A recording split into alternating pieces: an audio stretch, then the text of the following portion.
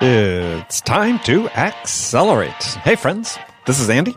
Welcome to episode 674 of Accelerate, the sales podcast of record. Hey, I have a fun show lined up for you today. First, joining me is Orrin Broberg. Orrin is the CEO of Modus. And then, great news, got a drum roll hopefully here, is Captain Fantastic Bridget. She's back with us today, and we'll be talking a little bit later. Now, before I get to that, I want to tell you about the Sales House. Now, if you're a regular listener to Accelerate, you know that I believe that sales training is broken. I mean, it's not doing a good enough job of educating salespeople about the art, the craft, and the true science of selling, namely the human aspect of sales. You know, how do you build relationships to connect with buyers, to engage their interest, build trust, and inspire them to take action? So to fill that need, I built the Sales House, the only all-in-one sales education community for B2B sellers. So come experience the hundreds of hours of educational courses and content from me personally, as well as from other world-class experts, and join in our live coaching hours, our live workshops, and our in-person meetups. All of it designed to accelerate your professional growth and rocket your career to the next level. So to learn more, visit thesaleshouse.com/674. That's today's episode. So go to thesaleshouse.com/674 to take advantage of our special $1 trial offer just for listeners of Accelerate. So we'll see you there. All right, let's jump into it with my guest today. Joining me first, Orrin Broberg. Orrin is the CEO of Modus. Modus is a B2B enterprise digital sales platform for organizing and creating compelling content to help you create product differentiation and close more sales. That's what we're all about, right? So some key points we're going to cover today. Why effective selling requires aligning your sales activities to the customer's journey. And then we're asking the question whether sales tools actually are helping sales performance and whether it's too early to tell. Also, we're going to talk about why we can't rely on technology to build authentic relationships with our buyers. All right, so here we go. Orrin Broberg, welcome to the show. Hey, Andy. Good to be here. It's a pleasure to have you here. So today we find you where? In Minneapolis, Minnesota. Minneapolis, the Twin Cities. Twin Cities, indeed. Twin Cities, indeed. So of all the professional sports teams there, which are the ones that you like to follow? I like the Twins. The Twins. I think I love baseball. I think we've got a great ballpark. And now, is there a new ballpark? They're not playing indoors in the Metrodome, which is gone anymore. So what's the new ballpark? Well, it's called Target Field, and of course, it is a Target facility. Target Field, of course, right at the Target Center where the Timberwolves play, and it's a new ballpark, and it's got all the great sight lines and a nice beautiful view of downtown Minneapolis. It's on the light rail system, and even if the Twins aren't winning, which is about half the time, It's I think that's a great place to go and hang out, be with friends, be in the fresh air. Yeah, the Metrodome, while we did win 2 World Series there, yes, didn't have quite the ambiance. No.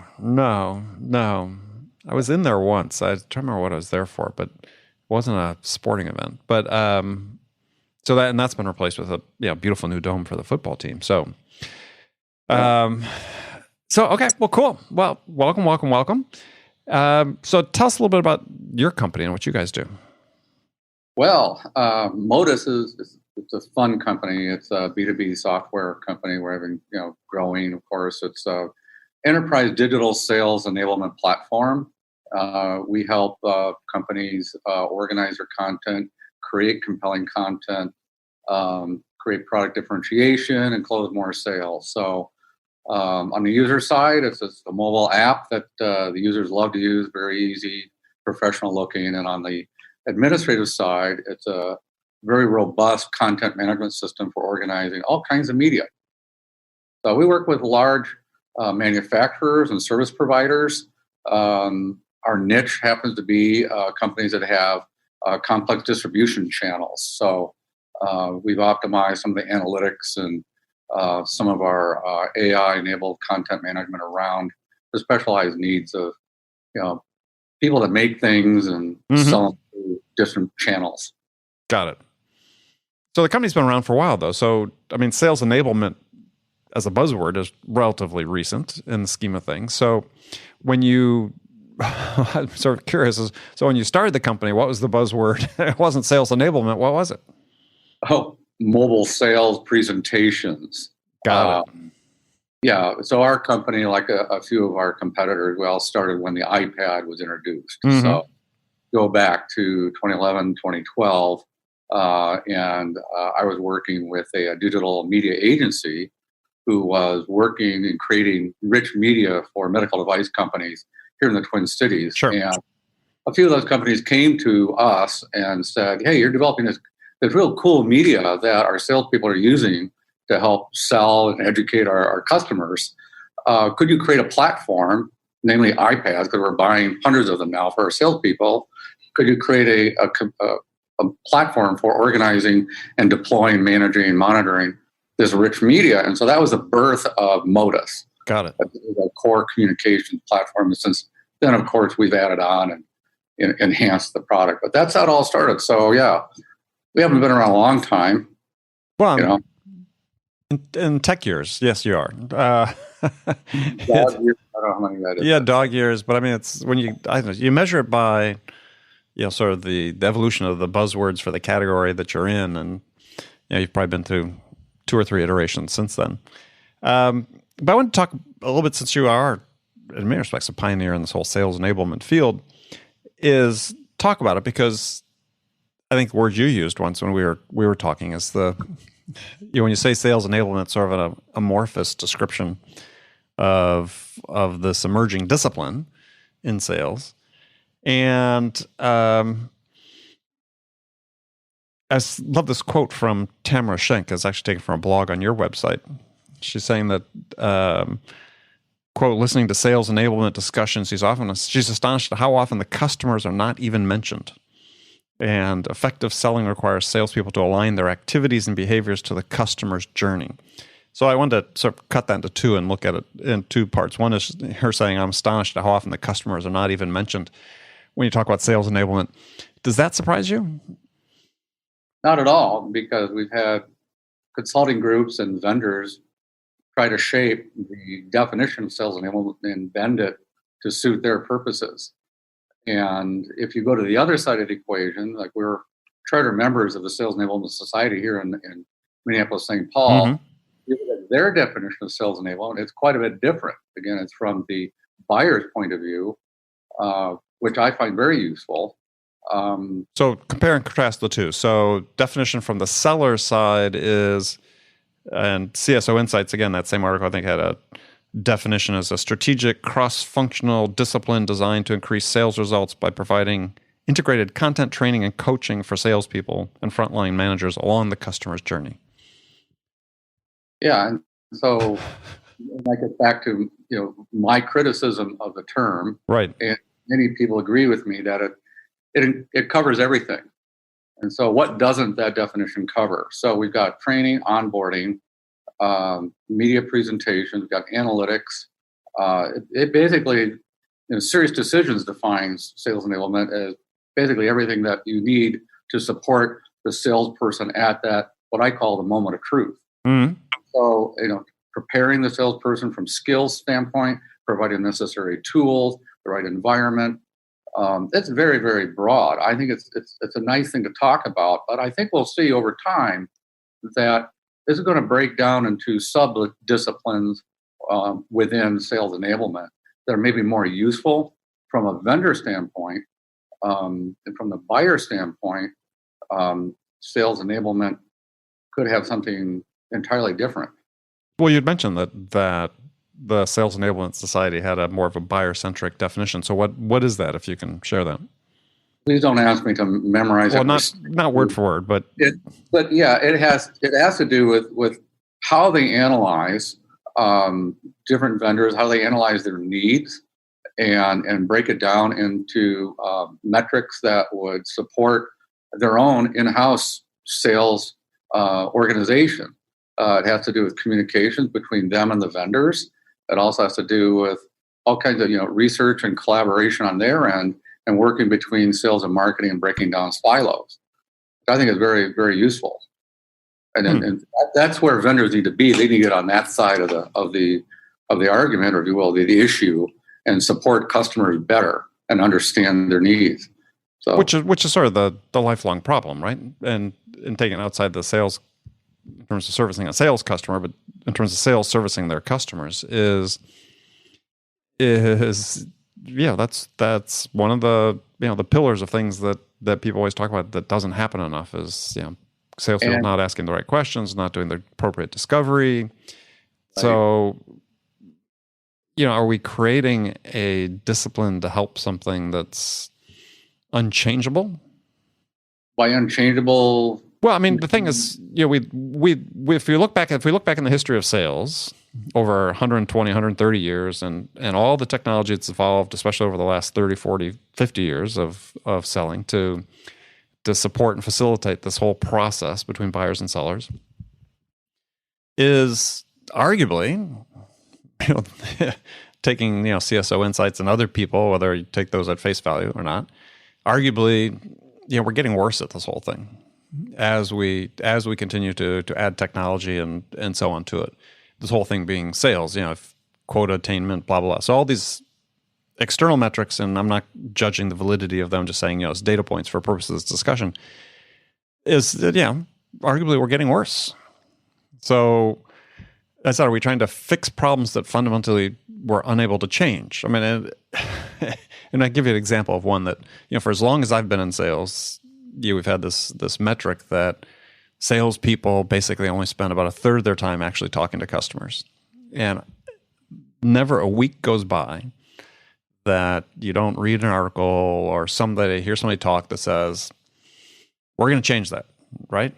And I had this conversation a week ago with the VP of CRO, global VP of sales of a well-known company, SaaS company, wanted to talk to me because they wanted to come on the show and talk, and said, I've got a breakthrough on this about increasing sales productivity. And it was all about having reps sell more hours. And I'm like, hey, we've been talking about this for decades and not cracking the nut. So, is this another attempt to crack a nut that's just uncrackable? I don't fault vendors, including myself, for trying to solve a classic problem that goes back to way before there was technology. And you can probably tell I've been in this in the sales marketplace for a long time. I started with Xerox a long time ago, and there's some truths out there, and I would go back. You can quote Jim Dickey and others at CSO Insights. I mean, there are truths about how you can be more efficient, how you can standardize processes, create scalable sales processes that are repeatable, predictable, that kind of thing. We obviously have the goals of being a trusted partner with our clients, these kinds of things. Time is the enemy, always has been the enemy for salespeople. And so anything you can try to do to save time is, I think, a very admirable goal. And we try to do that too. And challenges change over time. As you know, today, salespeople get too much. They have too much information today, and they don't know where to go to get the meaningful information. And what is the one source of truth? Where do they go for that? And you have some organizations are more committed to providing that information. Others are still very siloed. So that's a challenge today. And so I think that might justify what you say, that we're becoming more inefficient as selling professionals, possibly because we're having to deal with more information than we need and tools that don't deliver on the promise. If we went back to the basics and talk about doing research on clients and understanding their needs and the fundamentals of establishing the relationships and that kind of thing, I put the computer down, put the phone down. In meetings, you don't need that. You just listen, and that's how sales are still made today. Well, and I'm enterprise B2B sales. Okay, now there's a whole nother area. We're in the SaaS business, as you probably know, right. And we're relatively, with enterprise sales, we're not a high velocity, low ACV SaaS business. We're more of a longer sales process where it is a complex sale, and so that's the context that I'm making my comments from. Love it. Perfect. But I mean, I think you brought up the issue that one was really I was driving at sort of indirectly is that my belief and my contention that part of the reason we're seeing these inefficiencies and what I'd call an increase in ineffectiveness of sales is this idea that we can use this technology as a substitute for what you talked about, the basics, right? Instead of saying it's a complement, we're saying it's a substitute. So, I can use this technology to reach out and quote unquote engage with prospects at a superficial level, but never really build the relationship that's really required in order to inspire someone to take some action, and the trust that goes along with that. And that I think is what I see as sort of the missing piece of when we talk about enablement these days. That's the part to me that's really missing. If there really is sort of three legs to the stool of content, training, and coaching, to me the missing fourth leg is, I call it education, right? How do we make people smarter about dealing with other people? Wow. Right. And we're not getting real insight via the technology of the salespeople. I think we're still grappling with how to use some of these new tools and saying, well, let's see if we can replace certain steps of the sales process with technology. I'm all for using, say, for example, marketing automation and clients in tandem with a sales effort. I think that's a brilliant use, and not many organizations are using that. And we are big advocates of that. You and I talked about earlier using technology to change your sales process, and the advent of inbound SDRs handing off leads to account executives and having experienced people have conceptually give them better qualified leads. But the problem is you're qualifying these people who are human beings that are interested in your product, and you're using the least experienced inside personalized small relationship people to qualify these leads and then hand them off to the account executives. And I think that's wrong. We've gotten away from that. It doesn't work for us as well. It might work for other businesses and other products and different models, but that doesn't. What do you do instead? Do that as an experiment and say, well, this may work over here for this kind of SaaS product. Why don't we try it here? We tried it and we weren't happy, and we went back to a more traditional model. Which is what? For qualification, what are you doing? Well, we have an interest in, well, we get leads many ways, but if we were talking about inbound, we're actually hanging on to that marketing qualified lead and qualifying it better, longer, through a different process in our marketing automation system. So, that uses basically a point-based system where it is built up and then handed off to what we call a digital sales enablement director, who then is experienced in the product and experienced and has done the research in the client, and we can start building a bridge very fast with somebody who's interested and ready to move forward. But they still, at that point, and I think this is a critical issue, I think, that I see as a gap in many company sales process, your digital sales director, enablement director, has to qualify the prospect at that point. I mean, it's one thing, you got a marketing qualification, but the marketing qualification is not the same as saying, look, we're going to, in my mind, is actual qualification of the prospect is, look, we're going to get an agreement that, the value we provide is going to enable you to achieve your goals. Right. Yeah. That still has to take place. A human being with intelligence and experience, right, to qualify the prospect. It's not really qualification so much as co-discovery. So with that person who may or may not be a fit for our product. Exactly. We may be looking for something completely different. Well, I still consider that qualification. Yeah, we're not a learning management system, for example. Right. People come to us and say, well, we want to use your app for training and your platform for training. You can do onboarding and simple training, but if you want a learning management system, go somewhere else. Right. We integrate with learning management systems. Mm-hmm. They want to do, CPQ. That's not that's not what we do. We integrate with them, but that kind of thing. So, well, I think to your point though, is just to make clear for listeners is that yeah, I mean, qualification is not a single point occurrence in any sort of complex sale. You talked about a scenario in the discovery, you're doing co-discovery.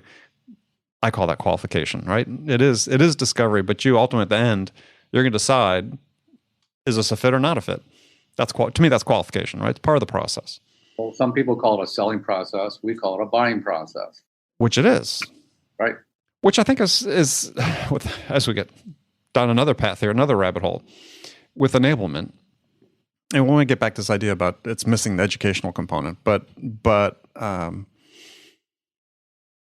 people talk about we really have to make sure we really tightly tie, the way we're selling to our customers' buying journey. But my experience has been, especially in complex sales in the enterprise, and I've did that for a long time, selling very expensive products, is that that's not something an organization has a lot of experience buying. They don't do it very frequently. Thus, it's not very well charted from the buyer's perspective. And so I think it's one of the real challenges with enablement is to say, look, what we're doing is giving you something that's sort of going to track to this quote-unquote standardized buying process that your buyers have, when really they don't have that if they're buying anything that's complex, because it's always sort of a one-off. Right. Yeah. I mean, sales enablement in many cases, including what we're offering, requires customers to rethink their operations and how they work together, workflows. And we sell to big companies. And big companies, as you know, don't change quickly. And you have to sometimes break down walls with big sledgehammers between marketing and sales or IT or whoever owns the marketing automation inside marketing. You have silos within silos. And so they have to rethink how they're going to do things. And that's part of our challenge, too, is educating them on certainly you look at the end game, you look at the value proposition, what's going to look like at the end, right? In terms of whether it be content creation or closing more business or these kinds of things. What is your vision of happening at that moment of truth between that last mile of the supply chain when you're trying to get product in the hands of the customers? So that's something that takes the most time. When clients go dark, for example, in a buying process, it's not because maybe it is because they don't like you or they're moving on to somebody else. Often we found that it's because they're rethinking how they're going to have to change their organization, how they do things to accommodate this new sales enablement thing. So sure, it is. So the term is useful. I'm not saying it's not a useful term. It is amorphous because it covers a lot of ground, and there's no one vendor that does it all. And people are claiming to do it, but you really have to look at this through the customer's eyes and get inside their shoes a little bit. And you can solve a big piece of it. You have a lot of organizations that can do that, and you have to figure out how you can work together with their existing legacy pieces to help them build a solution that it really delivers on a promise. Well, and so playing off a question or a comment you just made is, are there vendors that are trying to create this sort of all-in-one solution for sales enablement? Oh yeah, yes there are. He says with a wry smile on his face. Of course, yeah. It's all right. You take something like what we do, and then you bolt on a learning management system, and then you can bolt on other systems and say, okay, now we've got the whole enchilada here. But we're selling to, just say, of course, in my space. Sure. We have competitors that and there's mergers and acquisitions going on all the time. And so if you look like Showpad, Cyabo, Seismic, they're all in Brain, Big Can, and some of these others are rolling up learning management systems along with sales enablement platforms and trying to offer all things to all people. What our clients are telling us, and we work with large enterprises, that they already have a learning management system. They want to make better use of what they already have. If you look at marketing automation, and that's a big component of our value proposition, we integrate with all the marketing automations systems as well as CRM. And what we're trying to do is take these organizations that are maybe using marketing automation. Most marketing automation, if you were to talk to the Marketo, Eloqua, HubSpot folks, they'll tell you that right now it's basically a big, email blast engine, and that's how they use marketing automation. Yeah. They can do so much more. Take it up a level or two. Really integrate it, with your website, and look at customer engagement. Another term that I prefer, and customer engagement is measured, with real good data off your website will give you a lot of insight. Well, why not take that customer engagement information, those analytics that market automation is using, and marry that with what's going on in a sales call? Not many people are doing that. And when you do that, you get a better picture of what's going on. And then, does the world really need another learning management system? I don't think so. No, I don't think so. It's like I'm coming to you with a solution that is offering something you already have. But we integrate with learning management systems today. It's not a big deal. You want onboarding? You have it. You have the resources in house. And if I were to offer that to some of my clients, then I'd be duplicating capabilities in house, and it's doing them a disservice. Okay, so at least in the segment that you're selling into, sort of again high-end, complex enterprise sales, you see that as sales enablement rolls out, that it's less a comprehensive solution that buyers will buy, but buying point solutions that integrate with things they're already doing. Yeah. That makes sense. Yep. So we're working with these large organizations that have these existing systems. And, I have one customer that's using a CRM today and their mobile app, and they want to combine what's coming in that mobile app onto our platform because our UX is better. Okay, so if we were to say we can push and pull information in the CRM, right, that's useful because it's kind of a real-time information in the hands of the salespeople right before a sales call. And so we're going to do that.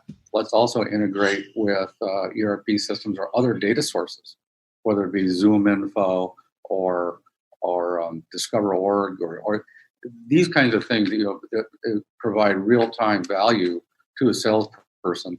And of course, we're applying artificial intelligence to provide the right information, the context of the salesperson when they need it in the sales call they're about to use it in. So we're pulling now while pushing. Okay, so you raised the topic of AI. So tell us a little. What can you tell us about that in terms of what are the factors you're really taking into account to make that judgment about what's needed at what time? It has to really, going back to a point we talked about and we opened up this call or the meeting with, was about saving salespeople time. I think that's really the domain of AI right now. Is you got repeating processes, repeating administrative tasks, these kinds of things. AI can cut through a lot of that real fast. Yes.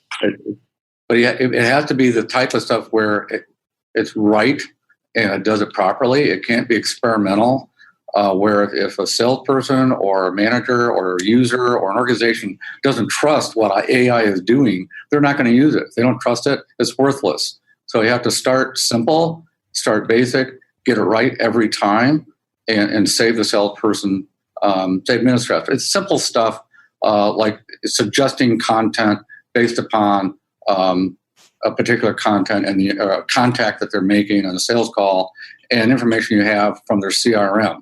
That's easy. You can do that. And it's relatively low stakes, but it will save the sales rep time. When a sales call or telephone call is over, then we're looking at right now integrating with another AI capability here in Minneapolis where sales calls are actually broken down, speech to text, and then analyzed against a advanced sales model. And then we can look at how we will suggest content based upon the discussion that just happened and have an email right there. So we can provide the arms and legs to save the time and provide the kind of contextual support that will really help salespeople. So that's where AI comes in. From the admin side, tagging content. We have a client now with a worldwide network that have 80 content managers managing digital media that's in our cloud for their products. Right. 200 dealers worldwide. They got 20,000 users, etc. And what we've been able to do it sounds very mundane, but tagging a piece of content, so what it's about, for example, create a PDF, and I'm going to put this brochure up into the cloud. Do I really need to? I'll go and manually tag the product name, the target audience, key features of the product, all that kind of stuff. You have keywords so you can search for it, in the platform. Well, we can do that automatically now, and we can take images, and so we partner with Amazon, and we can just tag an image because Amazon knows that this is a truck or this is an excavator or this is an MRI machine, and we can pre-populate a lot of the tagging. It sounds like a little stupid thing, but that is a big deal when you take 80 content managers, yeah. Yeah, and so we got AI content management on the admin side. It's not just on the user side. Very interesting. Well, I agree with you. I think the examples I've seen of the utilization of AI that are very useful are exactly as you talk about. It's, the repetitive tasks that are time savers that theoretically, at least in the case of sales, should free them up to spend more time with customers, and hopefully that would be one of the outcomes. And we won't get it right. It's not going to be perfect on day one. We know that. But again, we just have always I try new technologies all the time, and I guess I cut a lot of slack. Give it a chance. It'll evolve. It'll get better. And who knows? I mean, a couple of years from now, AI is going to be commonplace. And a lot of these things, such as, voice to text, all that stuff can be commonplace. And I really do think there's going to be increases in sales productivity. And I think it's going to make the job easier for salespeople to spend more time in front of customers and meetings and less administrative time. That's been my big beef with CRM from day one, even before it was called CRM. Salesforce automation. And what purpose does it serve? There's no benefit to salespeople in CRM, really. It's for management, and right now, as you know, is shifting to marketing. Right. When marketing has access to the CRM database, they do lots of that stuff with that. So you see these plugins between marketing and CRM for nurturing, et cetera. That makes sense. So let's just give salespeople what they need. So let's build smarter systems. Okay. Hey, right. I'm in favor. Well, all right. All right, good. Well, Orrin, we've run out of time, so tell folks how they can find more out about you and contact you. Well, go to gomodus.com. We've got a brand new website and brand new marketing messaging, and we're really happy, real proud of our new website, of course. You can also reach me at Broberg at gomodus.com. And that's GOMODUS, right? MODUS, yep. Gomodus.com. All right, perfect. Right. Well, Orrin, thank you very much. Oh, great. Thanks, Andy. I look forward to talking soon. Yep. Thank you, Orrin. Okay, friends, that was Orrin Broberg, CEO of Modus. Now, join me next. Very excited about this. My fantastic co-host is back in the fold, Bridget Gleason. Now, today, Bridget and I are going to tackle the topic of the science of decision-making. I mean, it's not just as simple as making up your mind or you can do something. We're going to talk about how group decision-making works and about the two-step decision process that most people make, or most people use to make critical decisions. And we're going to dive into the secrets of how to truly qualify good prospects, which is an important part of the whole decision-making process. All right, let's jump into it. Bridget, how are you doing? Andy? It's been a long time since we... I know. Well, you had some vacation. Well, I've been telling people, you've been on the injured reserve list. Let me tell you what's so great about being on the injured reserve list. Yes. And the best thing about being on it is when you're off it, I feel so grateful. Like I came into the office Monday morning after having been out for a few days, like dancing, coming in, like I'm here and I feel good and it's great. Like I'm so grateful that I'm not in chronic pain. I'm so grateful that I don't get sick often. I'm so grateful that overall I'm healthy. Yeah. So. And that your mouth is not wired shut. I know. I'm really grateful for that. Yeah. So Bridget had a little jaw. Bridget had a little jaw surgery in the last few weeks. Yes. Yes. And she'll spare you the whole story of how much pain she was in Yes.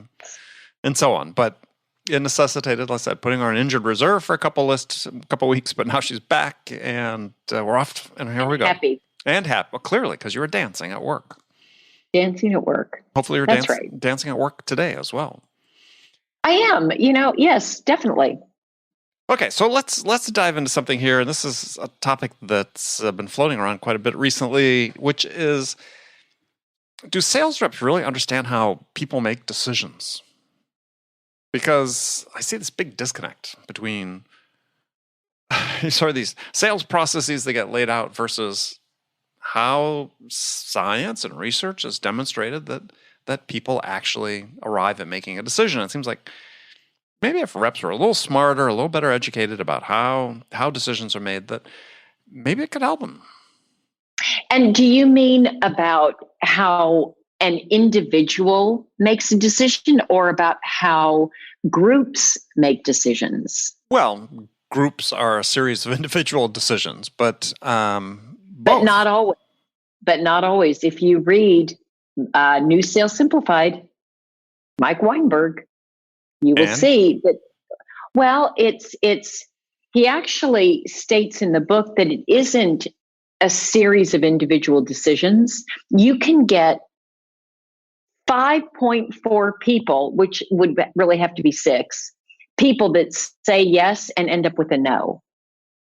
Because the individuals may all say yes, but it's about getting the group. The group needs to make a decision collectively, and getting 6 yeses. Getting 6 yeses doesn't mean that they're going to say collectively as a group. Yeah, because what? Yeah, I mean, So that's why I ask: is it the group or the individuals that we're thinking about educating? Well, I think we could have a long discussion. I mean, I love Mike and love the book, but I don't really necessarily think that's exclusively the way things happen. I mean, there's other research that says, hey, you get in a group setting, and actually, in a group setting, there's one person, and this is research that Discover.org published last year, is that one person dominates. They call it the bully and the bully, basically. And that oftentimes the group dynamics is that one person's influence actually prevails over the group consensus, or drives the consensus based on that one person's opinion. Well, I don't think what Mike is saying in New Sales Simplified would necessarily disagree with that, because he talks about you need at least one person in the group. I think he calls them the motivators. That are mobilizers, the mobilizers. Well, mobilizers, actually, I think that came out of the Challenger sale or the Challenger customer, one of those two. That those are the people that sort of drive, and that becomes sort of somewhat. And that can, so you could say that you need at least a driver. If you have a driver who's going to go drive the sale, you could also say maybe that's the bully that is the one who's making the decision. True. I mean, in which case it's being largely driven by one individual. I mean, I think that I think we don't fully understand this idea of collective decision making, and I mean, we know, and we get the research that says, yeah, there's more people involved and more stakeholders involved in decision making, but I think we don't really know. I mean, I think the Discover.org research last year done by Steve Martin, not the comedian, but Steve Martin, the business school professor from USC and a known sales expert, starts peeling that back in a way that other books and other studies haven't. Is to say, okay, what's really at the root of this group dynamic? I think we're making a lot of assumptions about that. I mean, I still think, in my experience, from having sold large enterprise systems for years, is that, you have to have a form of consensus, but the consensus is still a product of however many individuals in the stakeholder group arriving at individual decisions. If you don't actually win each of those individual decisions, your odds of winning the overall deal are very low. Well, that's true. I mean, if you've got, I think his point is, I mean, that's true. If people aren't, if you've got no along the way, yeah, you're not likely to get a yes. But that all 5 yeses don't necessarily equal a yes. Well, I think there's another dynamic at play here that people overlook, and I think this is really important, which is, and this is, again, based on research that's been done. There's one person in particular, sort of well known for this, guy named Paul Nutt out of Ohio State University. I believe he's still there. And the research showing that actually when businesses or individuals make decisions, that it's actually this 2-step process. The first step is, he calls it a choice. I call it a decision, but be that as it may, is that first step is the go, no-go decision. Are we actually going to make this change or not make a change? Assuming the decision means change, right? Are we going to move forward or not? It's just binary, yes or no. Are we going to do this? And I think when you look at such a high rate of no decisions that we get out of pipelines these days, that what we're seeing is a failure to sort of get the customer to that point. And it's because, again, we don't understand that they have to make that decision before they can make a decision about who they want to make the change with. And so I think that salespeople, and I sort of came across this in my own experience, and it was sort of interesting then to go back and later in life and see Nutt's research and say, oh, okay, I'm not so crazy, because this is the way I came to learn through experiences how it worked, and then to see it somewhat validated by research was great.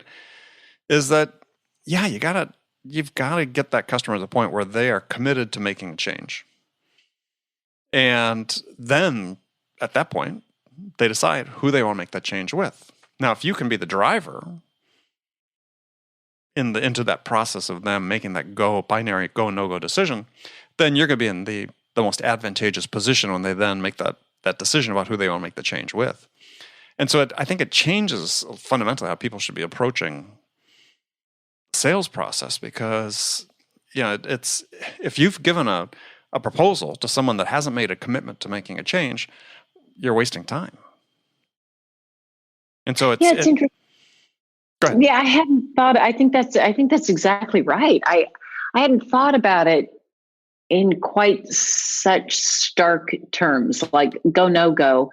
But you're right. I mean, before it's sort of like why in the sales process you start with a lot of discovery and uncovering what either their problems are or their aspirations, because you're trying to get at this place of, are they in enough pain that they're going to make a change, or is where they want to go good? Because if they don't have that, it doesn't matter what you present to them. Well, I think go ahead. I'm sorry. Go ahead. Yeah, no, they've got to either be in enough pain that they're saying, yes, I'm committed to making this decision, or where they want to go, they can't get there from where they are, and they're committed to doing something different. But you're right. If you gloss over that, then everything's sort of up for grabs. So like you said, the rest, maybe it'll happen, maybe it won't. Right. And I think what salespeople miss is that actually your qualification process is much more extensive than you think. Right? It's not, hey, do they fit my ICP, and do they have the whole BANT thing, yada yada yada. But that actually, for them to get to that go no go decision, they actually have to be able to have quantified the outcomes that they want to achieve. Right? They have to have a pretty detailed level of knowledge to say, yeah, this is worth our time to continue going forward. Right. And so the steps where I know that most salespeople miss is this idea of saying, look, how do I qualify the prospect on the value they'll receive from my solution? And if I get their agreement on that, then the odds are good that they have enough information to say, yeah, we want to continue forward. And you may not end up getting the business, but at least they have now the vision in mind that they can achieve the goals that they set out to achieve. And I think till they have that in mind, they're really not fully qualified. I think it's a really, really good point. And I don't always agree with you, and I don't agree with you easily or as a matter of course, or to make you feel good. No, but I What? think that's right. I know, it's surprising. I thought you were here to stroke my ego. Yeah. I know. Well, let me just disabuse you of that notion. I am very fragile, so. I know. I've noticed how fragile you are. Yeah, but I think that's a really important distinction. So when you said in the opening that let me lay out sort of a process, because I think that this is what I did in my career. And I went back recently and calculated and brought things up and sort of corrected for inflation. But in my career, before I started my company, I sold over $500 million worth of products and services. Selling big enterprise, large. I think largest order was roughly just shy of $100 million. But I also sold smaller stuff. But what I learned is sort of time and time again, things sort of fit a specific pattern. There's this idea of customers sort of needing to gather the information, make this go, no-go decision. And what I found over time is what they needed and what I needed to help them get to that point is I needed them to be able to identify the outcomes they wanted to achieve and to ensure I knew that if the deal was really going to happen, they had to have already quantified what the value is going to be to them of the vision they had in mind, what they're going to achieve with their product or service. If they hadn't gotten to that point where they could quantify what the outcome was going to be, they weren't at a point to make the go, no-go decision. And so I would make it part of my job was to work with the prospect to say, okay, if you want to achieve a certain market share, what's that going to mean to you in terms of dollars, right? Top line, bottom line, what's that mean? And then once they'd quantified that, then I could go to them and say, okay, well, this is what my solution will do to help you achieve that value. And if I could get them to agree that my solution would help them achieve that value, that agreement equaled qualification. And I knew then at that point, they were ready to make a decision, right? They weren't necessarily at the end of the day going to buy from me, though a high fraction of them did. But at least I knew at that point it was worth my time to invest in them because they were actually going to make a decision because they saw what the end line was going to be, what the end result was going to be. And this is just glommed over these days in so many cases because we think, oh, just because they express an interest, thus they are going to make a decision. And it's just not the case. You got this 2 steps. We got to justify it. They got to see the end zone. And when they see the end zone and the value, then they're prepared to make a decision. Is glommed over a technical term? Glommed is a very technical term. I was wondering about glom. I don't know that they glom over it. I think it's one that I just know that. But think of the pressures. Think of the pressures that sales reps are under these days, especially in certain industries where we've got these metrics like pipeline coverage and so on. And I've written about this even this week. And what we're doing is we're putting pressure on people to glom over, qualification and so on because they're pressured, right? You need to have 5x pipeline coverage, which means more. And if you got doing more, that means you have less time to do well. My belief. I think part of the issue is, at LogScale, we're selling to a very technical audience, yes. And we often start at a level that is, we'll do both the grassroots, sort of start low, and then we've also, but oftentimes we're starting pretty low, and they don't have the tools or knowledge to really be able to quantify it or to know what the impact is. And so we've got some of our more skilled account executives that they can go help the customer build it and figure it out and present the case, and they do everything that they need to do.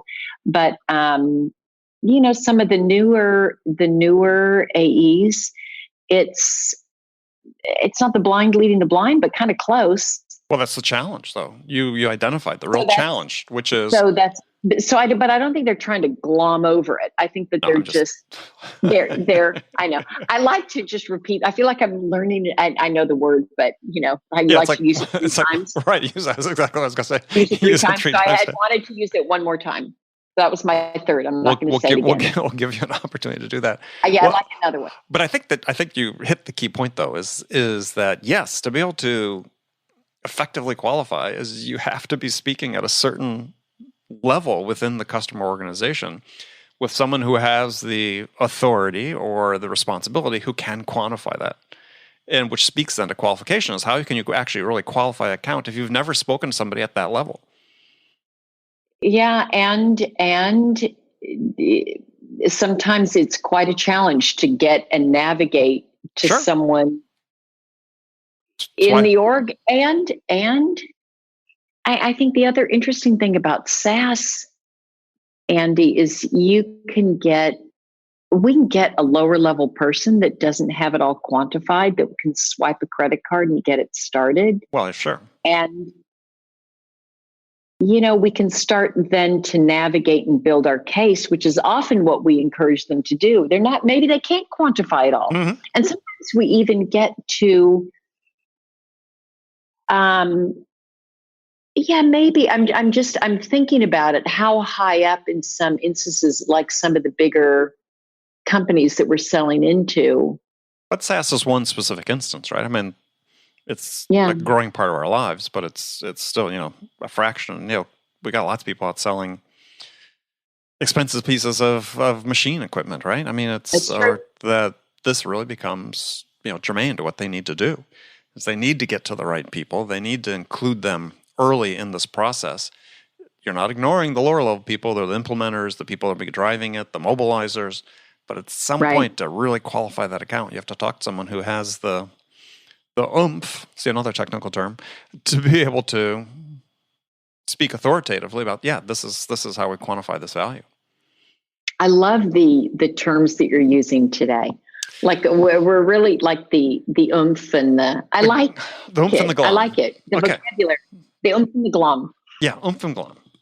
All right. No, it's a good point. It's a good point that making sure you get to the right level, that you're talking to somebody that can help. Because you're right. If you don't get to that, especially in bigger companies when the dollar values are higher, mm-hmm.